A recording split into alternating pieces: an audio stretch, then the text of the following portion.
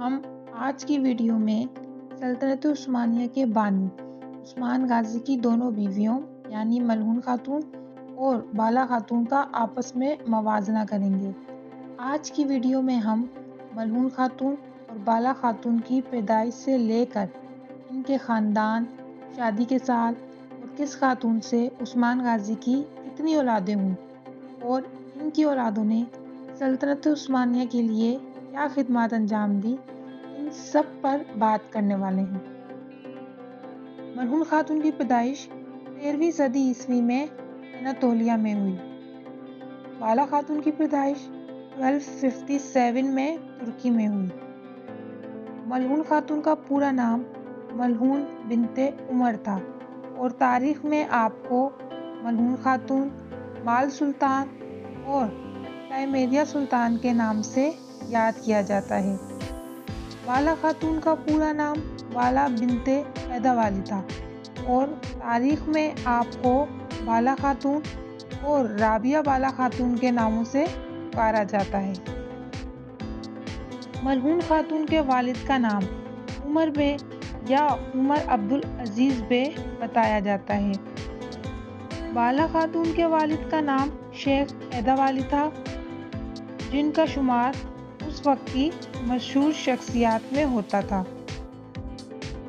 मलहून खातून का ताल्लुक तुर्की के मशहूर कबीले से बताया जाता है, जबकि कुछ मौरखीन इनका ताल्लुक सल्जोक ख़ानदान से भी बताते हैं, जबकि बाला खातून का ताल्लुक तुर्की के मोअज़्ज़िज़ ख़ानदान आही से था।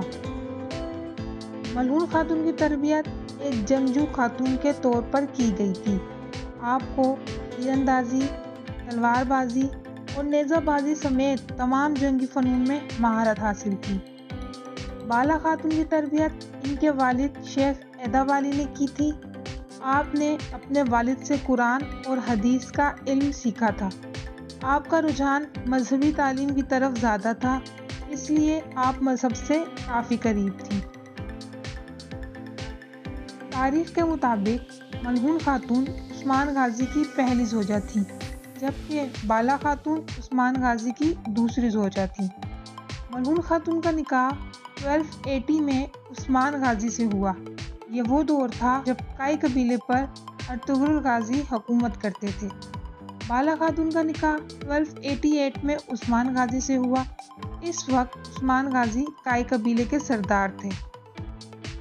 मलहून खातून ने खातून सरदार होने की हैसियत से तुर्कों को मुत्तहिद किया और इल्मी तौर पर उस्मान गाजी के साथ बहुत सी जंगों में हिस्सा लिया।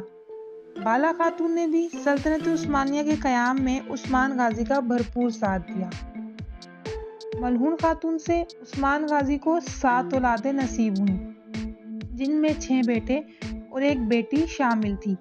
बाला खातून से उस्मान गाजी का 1 बेटा था। मलहून खातून के बच्चों में ओरहान गाजी, जोबान बे, फजाली बे, हामिद बे, मलिक बे और साउजी बे शामिल हैं, जबकि 1 बेटी फातिमा खातून है। बाला खातून के बेटे का नाम अलादीन अली था।